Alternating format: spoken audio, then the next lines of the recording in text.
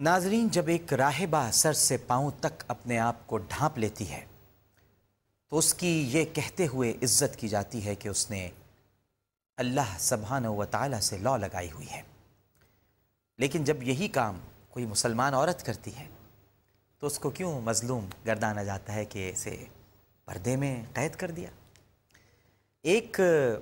یہودی اگر داڑھی رکھ کر اپنے مذہب پر عمل کرتا ہے تو یہ کہا جاتا ہے کہ بہت ہی اپنے عقیدے اور اپنے ایمان پر پختہ یقین رکھنے والا انسان ہے، لیکن جب مسلمان داڑھی رکھ لیتا ہے تو اسے دہشت گرد کیوں کہا جاتا ہے؟ جب ایک مغربی عورت اپنے بچوں کی نگہداشت کے لیے گھر پر رہتی ہے، ان کا خیال رکھتی ہے، پورا دن کہیں آتی جاتی نہیں، تو یہ کہا جاتا ہے کہ وہ عورت گھریلو ذمہ داریوں کے لیے قربانیاں دے رہی ہے۔ اور جب یہی کوئی مسلمان عورت ایسا کام کرتی ہے تو کہا جاتا ہے کہ اسے آزاد کرانے کی ضرورت ہے، اسے تو قید میں رکھا گیا ہے۔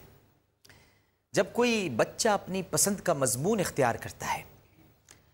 یعنی اگر وہ فزکس لے لے، کیمسٹری لے لے، میتھمیٹکس لے لے، تو اس انتخاب میں اس کے لیے اس کی صلاحیت مانی جاتی ہے کہ کیا باکمال کام کیا ہے بچے نے۔ لیکن جب کوئی بچہ اسلامک اسٹڈیز لے لیتا ہے تو یہ کیوں کہا جاتا ہے کہ اس کا کوئی مستقبل ہی نہیں ہے؟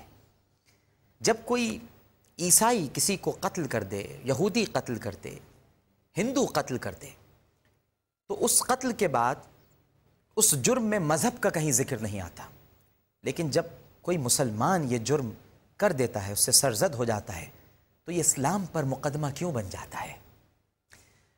یہ ایسے سوالات ہیں ناظرین جو ہر وقت ذہن میں کلبلاتے رہتے ہیں، مچلتے رہتے ہیں کہ ایسا کیوں ہے، لیکن اس کے باوجود سکون اور طمانینت اس وقت ہو جاتی ہے جب میں ویب سائٹس دیکھتا ہوں، ای میلز دیکھتا ہوں،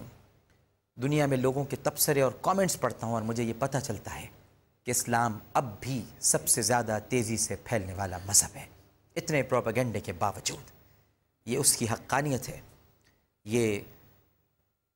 اس کے حق پر ہونے کی دلیل ہے، اور اللہ کا پسندیدہ دین ہونے کی گواہی ہے۔